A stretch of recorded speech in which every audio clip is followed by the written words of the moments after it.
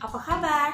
Hari ini kita akan belajar tentang peristiwa sekitar proklamasi kemerdekaan Indonesia. Kamu tahu tidak, tanggal 17 Agustus itu bangsa Indonesia memproklamasikan kemerdekaannya. Nah, untuk meraih kemerdekaan itu butuh perjuangan dan pengorbanan. Untuk lebih jelasnya, mari simak materi berikut. Ada 3 hal yang perlu kalian ingat tentang persiapan kemerdekaan Indonesia. Yang pertama, perumusan dasar negara. Di bab sebelumnya kita sudah mempelajari bahwa Jepang ingin mengambil hati rakyat Indonesia untuk membantu mereka dalam Perang Asia Timur Raya atau Perang Pasifik. Nah, untuk mengambil hati rakyat Indonesia, Jepang melakukan hal-hal berikut. Jepang membentuk Badan Penyelidik Usaha-Usaha Persiapan Kemerdekaan Indonesia yang disingkat sebagai BPUPKI atau Dokuritsu Junbi Kosakai. Selain itu, Jepang juga mempersiapkan Lembaga Latihan Nasional atau Kenkuko Gakuen untuk melatih dan mendidik pemimpin negara yang baru. Yang terakhir, Jepang memperluas pembicaraan tentang kemerdekaan Indonesia. Yang kedua, BPUPKI. BPUPKI itu apa ya? Yuk kita cari tahu. BPUPKI adalah Badan Penyelidik Usaha-Usaha Persiapan Kemerdekaan Indonesia. Dalam bahasa Jepang, BPUPKI disebut Dokuritsu Junbi Kosakai. BPUPKI dibentuk pada tanggal 29 April tahun 1945 yang diketuai oleh Dr. Rajiman Wedyodiningrat.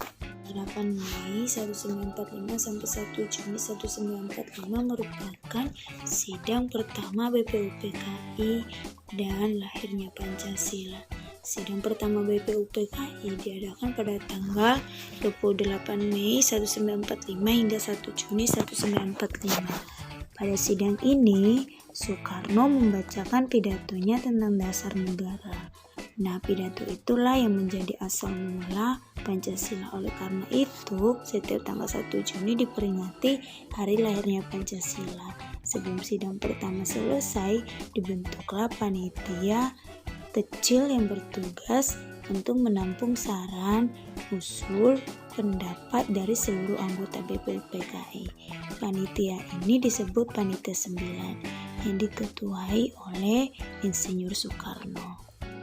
Setelah sidang pertama selesai, ada pertemuan kecil yang diadakan pada tanggal 22 Juni tahun 1945. Pertemuan ini diadakan oleh Panitia 9. Nah, pada pertemuan itu terbentuklah Piagam Jakarta yang isinya sebagai berikut. 1. Ketuhanan dengan kewajiban menjalankan syariat Islam bagi pemeluknya. 2. Menurut dasar kemanusiaan yang adil dan beradab. 3. Persatuan Indonesia. 4. Dan kerakyatan yang dipimpin oleh hikmat kebijaksanaan dalam musyawaratan perwakilan. 5. Serta dengan mewujudkan suatu keadilan sosial bagi seluruh rakyat Indonesia.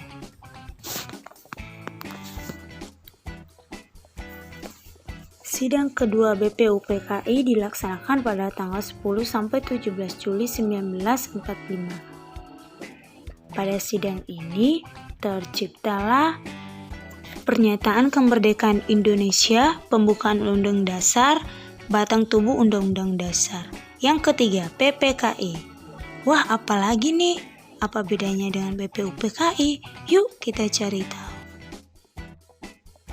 Setelah semua tugas selesai, BPUPKI pun dibubarkan pada tanggal 7 Agustus 1945.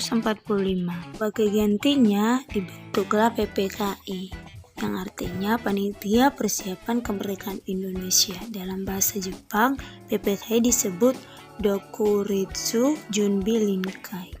Pada tanggal 18 Agustus 1945, satu hari setelah kemerdekaan Indonesia, PPKI mengadakan rapat dan membuat ketetapan berikut ini.